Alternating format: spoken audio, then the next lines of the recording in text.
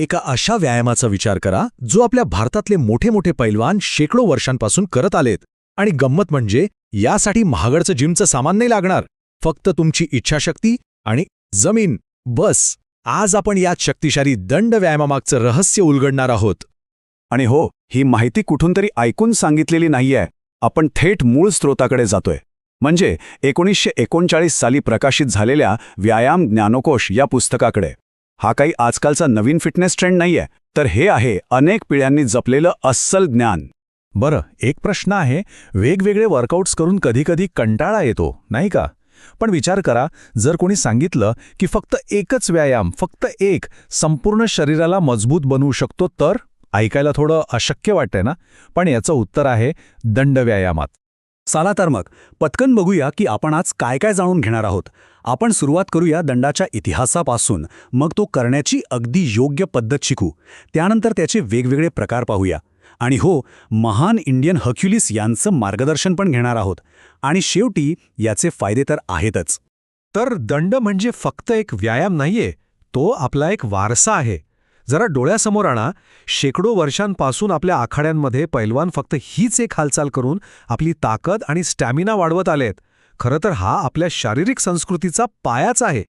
आणि आता येऊया सगळ्यात महत्त्वाच्या भागाकडे. साधा दंड नक्की करायचा कसा? कारण बघा, कोणतीही ताकदवान गोष्ट तेव्हाच काम करते जेव्हा तिची पद्धत योग्य असते. चला तर मग ह्याचे बारकावे नीट समजून घेऊया.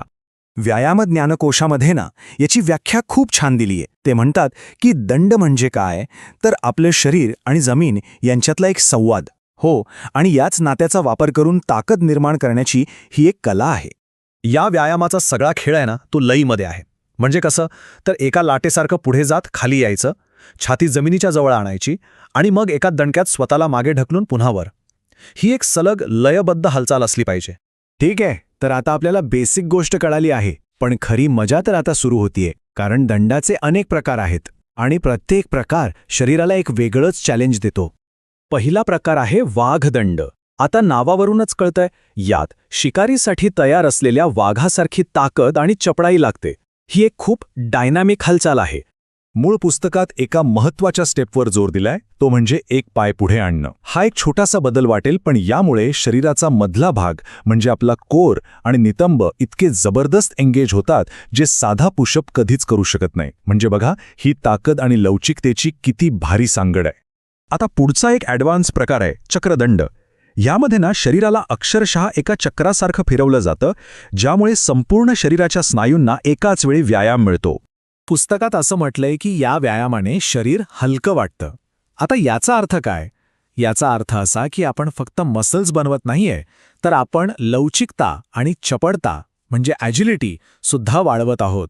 ही ताकद आणि फ्लोचा एक परफेक्ट बॅलन्स आहे. आता वेळ झाली आहे एका खऱ्या गुरूंकडून शिकण्याची. प्रो राममूर्ती नायडू हे एक महान व्यक्तिमत्व होतं आणि दंडाबद्दल त्यांनी जे काही सांगितलंय ना, ते आजही तितकंच महत्त्वाचं आहे. हे फक्त एक पैलवान नव्हते, तर एक शोमॅन होते. म्हणजे विचार करा, ते आपल्या छातीवरून हत्तीला चालू द्यायचे. आणि त्यांच्या या अविश्वसनीय ताकदीमागचं रहस्य काय होतं? तो होता दंड व्यायाम. प्रोफेसर राममूर्तींची फिलॉसॉफी अगदी साधी होती. सुरुवात हळू करा, श्वासावर लक्ष ठेवा आणि अजिबात घाई करू नका. त्यांचं ध्येय लवकर ताकदवान बनणं नव्हतं, तर आयुष्यभर ताकदवान राहणं हे होतं. आणि ते काय म्हणायचे माहीत आहे की 80व्या वर्षीही दंड काढता येतात. म्हणजे कन्सिस्टन्सी सगळ्यात महत्त्वाची आहे. इथे आपण बघू शकतो की त्यांची पद्धत प्रत्यक्षात कशी दिसायची. त्यांच्या हालचालींमधला तो फ्लो आणि कंट्रोल बघा. हे फक्त शारीरिक ताकदीपुरतं मर्यादित नाहीये, तर प्रत्येक हालचालीवर मास्टरी मिळवण्याबद्दल आहे. तर मग या सगळ्या मेहनतीमधून शेवटी मिळतं काय? दंड व्यायामाचे फायदे हे काही तात्पुरते नाहीयेत, ते खूप लांबपर्यंत टिकणारे आहेत. तर दंड केल्याने काय काय होतं? सगळ्यात आधी आपलं हृदय आणि फुफ्फुसं मजबूत होतात. पाठ आणि पाठीचा काणा इतका शक्तिशाली होतो की शरीर अगदी पिळदार दिसतं. आणि मनगट, खांदे आणि बाहूंमध्ये इतकी ताकद येते की कोणतंही आव्हान सहज पेलता येतं. खरं सांगायचं तर हा डोक्यापासून पायापर्यंतचा संपूर्ण व्यायाम आहे. तर मग एक शेवटचा प्रश्न.